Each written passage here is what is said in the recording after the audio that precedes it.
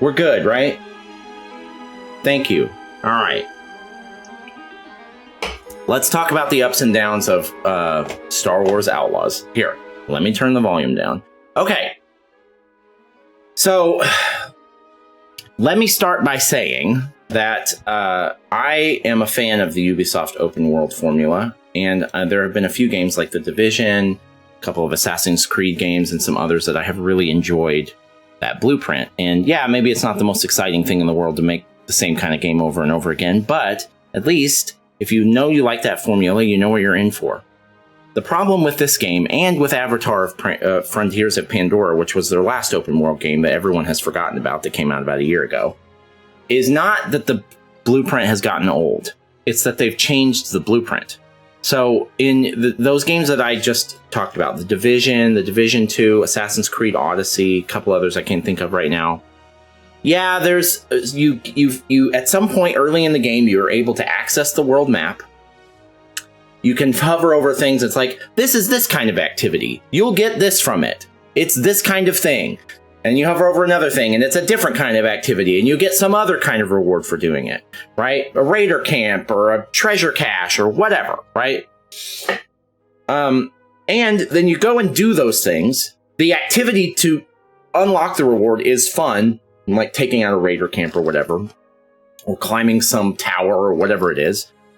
That's fun. And then the reward that you get is a worthwhile reward, right? And the map is clearly laid out. Yeah, there's a bunch of BS it's immersion breaking or whatever, but at least you know what you're looking for, you know what you're looking at, and you know what you're going to get for doing it. And that makes the world, that's part of what makes the world interesting. These last couple of Ubisoft open world games, they're not doing that anymore. First of all, when you first get to the first open world map in this game, there's not much on it. And what little is on, like, you have to get close enough to be able to see anything. And sometimes that's true, like, different parts of the map will get revealed or whatever. But, like, the stuff that you see on the map, it's confusing. They don't explain much. You don't really know what you're looking at. It's kind of one of those things where it's like, well, you just got to get close to find it. Maybe it's more realistic. Maybe it's more immersive or whatever. But they're like, you just got to get close to find out what that is. And then maybe you'll see what the reward is. So you go in not knowing what kind of activity you're going to get into, at least at first. And you don't know what you're going to get for it. And then you get there. The activity isn't that fun. The very best this game is like stealth missions. But a lot of what you do, like the side stuff on the map, a lot of the main quest has a lot of that stuff in it, and the main quest has some pretty fun moments at times, but that side content is very little of that. The combat is whatever, and then you complete the task or whatever, and you get a cosmetic, or you get a little bit of money, or you get nothing, or it's confusing as to what you get. So the activity isn't as fun. Whatever that activity on the map is, it's not as much fun. They've lost that magic. It's just not that much fun. And then you get a crappy reward, and so why do you want to keep doing it? So that's a big part of the problem. Maybe the biggest problem is that like, if I'm playing The Division 2, I'm like, oh, this is a radio that I need to turn off, or I need to switch to a different channel so that the right people are going out over the waves. I know what that even the first time I see one, it's very easy to see what the activity is. It's like a little radio icon. And then you do the activity. It's fun to go around shooting people or whatever. And then you get a reward, which is like some piece of gear or some skill point or something, right? This game doesn't do that, and Avatar didn't either. Where it's like you get some money, maybe you get some craftables. It's not rewarding, right? So that's a big part of the problem. The second big problem is that, and then all of this, everything I'm saying is also true of Avatar: Frontiers of Pandora, because they have the exact same problem. If I'm playing. I've been thinking, like, why am I not enjoying this open world like I have other open world games? And so in order to answer that question, I thought, well, what are some that I really have enjoyed? And the games that came to my mind were Horizon Zero Dawn, Ghost of Tsushima, and Final Fantasy VII Rebirth. Those are all games I've played recently. They're like those big open world games with that type of formula. None of those games are Ubisoft games, interestingly, but they have that formula. That is the formula they have. And it's all the same thing. Early in the game, you see the world map for the first time, and then they're like, here's a thing you can do, here's a thing you can do, here's a thing I can do. You have this part of the map that's now available to you, and here's 17 things that you can do. And you go and you do the first one, and it's fun, and we already talked about that, right? But you know what else keeps those games going? All of them have incredible stories. They all have a very interesting protagonists, incredible stories, games that keep you guessing with the plot, that they're very outside the box, very unique stories, very interesting, very compelling characters, very well written, all that stuff. This game, it seems like what they did, and this is exactly the same thing that's true with Avatar, is they said, let's make an open world Star Wars game, or let's make an open world Avatar game. And what would the story be for a game like that? Let's make it not about Jedis, right? Well, if I was given that prompt or that elevator pitch, this is what I would come up with. It's just very straightforward story, and I guess they think that because we're in the Star Wars universe, that's good enough to get me to want to explore. It's like, oh, we're on Tatooine. How cool! I can visit the cantina, and I can, drive around on the speeder. It's just like I'm in the movie or whatever. That's not good enough. You need strong characters, and you need strong story beats in order to propel for me to want to live in that world. And they're just not doing that. The story is very straightforward, it's very vanilla and generic, and there's nothing about it that makes me want to live in it.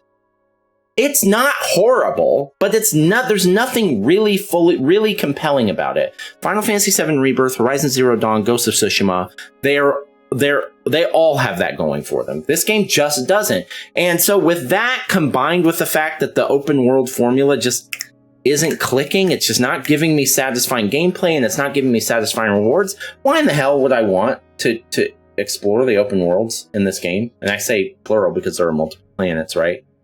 Why would I want to do it? There's nothing I tried really hard. I was like, you know what? We're on the open world map now. I am gonna stop what I'm doing with the main quest, which I usually don't do, and I am going to find some side content. I'm gonna find some interesting things to do in this world. I'm gonna live in this world for a while. I did 3 side quests in a row. 2 of them I got a cosmetic bullshit item. First of all, they weren't fun. The combat in this game isn't that great. It's whatever. It's better. It's not even as good as like Fallout. And the other like non-combat type missions where you're like exploring like in Horizon Zero Dawn, you'd be like exploring a cave or some ruins in Ghost of Tsushima or something. And this, it's like you found a convenience store basically on Tatooine, and you gotta look through a couple of rooms, and you found a treasure chest, and the treasure chest has 500 credits in it. And it doesn't give me any more story or anything. It's like, why in the fucking world? I went through the entire game without buying a single thing. I never needed credits. I never bought a single item. So then I did another one, and it was a combat mission. It was like this Imperial fighter came down and landed, and then they started fighting with some other faction, and it was like, oh, this is kind of a cool setup. And then I killed a few enemies, and I found 2 chests there for doing it. And it was like, event complete. And I opened the 2 chests, and it was money and a cosmetic. It's like, I don't give a shit about cosmetics, and I don't care about the money either. You haven't given me any reason to care. So that's, I think, what the problem is with these games. They think, oh, it's Star Wars. That'll be enough to get people in the door. That'll be enough to get them to want to live in this world. It's not enough. You need an actual story that actually is compelling, and you need characters that actually I want to care about, and you need an open world formula if you're going to make an open world game that makes more sense. You know what would have made this game a lot better? If they had just not made it open world. If this had been just a linear story-driven cinematic experience with all the same gameplay, all the same stealth, kind of like The Last of Us or something like that, where it's like got some areas you can roam around, but it's not open world, and there's no side content. You know, if they had done that, it would have been 10 times better. But Ubisoft isn't going to do that because they think that this formula works.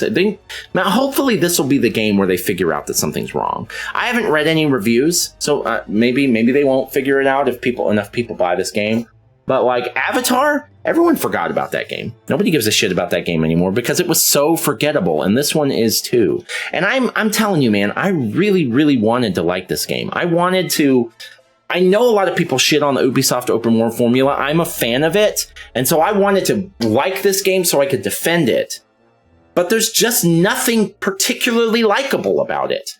The combat's meh. The stealth missions are when it's at its best. When you're in the middle of a main mission and you're breaking into some Imperial base and you're having to stealth kill people and sneak around cameras and stuff, that's when the game is at its best. But it has nothing to do with the open world. It has nothing to do with side content. It has nothing to do with fucking cosmetics. That's for sure. It has nothing to do with any of that. So all that bullcrap just makes the game fucking... It's like I'm fighting my way out of a bowl of maple syrup or something. It's like, can we actually get to something good? I'm sorry, I'm frustrated. This Ubisoft is frustrating me because they seem to have forgotten what makes their formula good. I don't know. The only other thing I'll say is I did really like some of the stealth in this game. I thought it was really fun when I was in the middle of a main mission doing it. I enjoyed that. Some of the characters were okay. But they just didn't have enough of the pieces put together to give me the whole package. And it wasn't that buggy. The game crashed on me once. That's below average, honestly, for a launch game. And there were a couple of minor bugs, but actually the game, bug-wise, was in very good shape. I'm playing this on PS5, and I didn't have hardly any issues at all. I had a couple of little things and one crash, which is way better than most launch games go. So it was in good shape from what I saw. But the game itself was just such a fucking snooze. You know, none of it was horrible, but it was just fucking basic ass bitch. It's just very vanilla, you know? So whatever, it's fine. All right, we're done here. A couple other things before we move on. If there's a post-credits scheme, you know what? I don't even care. I don't even care. It's probably going to do that thing where it's like, oh, there's still so much more to do. Well, we won't be doing any of that. Last order of business, Star Wars Outlaws. You weren't horrible. I'm just frustrated that you could have been great and you weren't. We are now going to delete you from our console and never play you again. Bye.